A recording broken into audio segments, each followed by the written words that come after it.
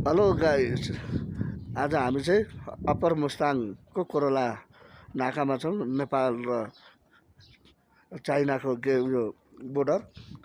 आज हामी बसेको उयो रेस्टुरेन्ट चाहिँ यही हो, Corolla guest house and restaurant.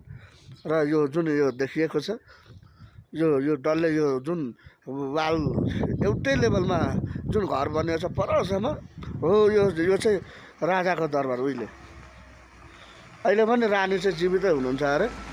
मुस्ताङको राजा चाहिँ बित्नुभयो, रानी चाहिँ हुनुहुन्छ अरे। यो वालभित्र तपाईँको 161वटा घर छ अरे यहाँभित्र। यहाँनिर दरबार पनि छ। यहाँनिर तपाईँहरूलाई म देखाइदिन्छु। म जाँदैछु दरबारतिर। एकदमै ऐतिहासिक ठाउँ हो। मलाई यो ठाउँ देखाउनको लागि इच्छा लागेर तपाईँहरूको मैले एउटा भिडियो ब्लग बनाएको।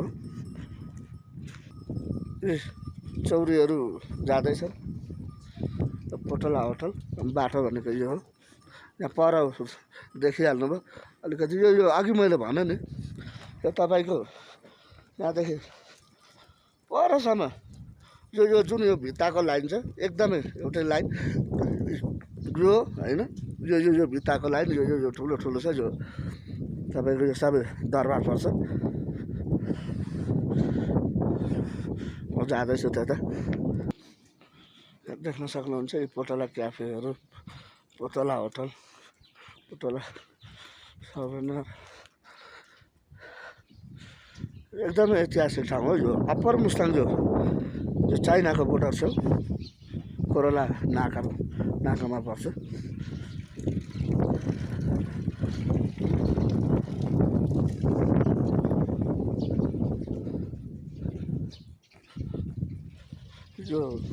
यो दरबारको गेट चाहिँ यहाँनिर हेर्न सक्नुहुन्छ।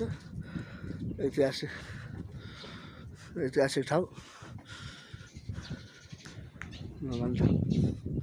यहाँनिर के लेखेको छ यहाँको मेन इन्ट्रान्स गेट नमान्थान रुरल म्युनिसिपालिटी।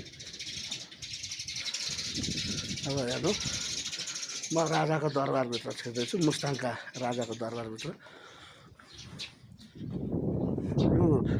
यो भित्र यो डल्लै हेर्न सक्नुहुन्छ।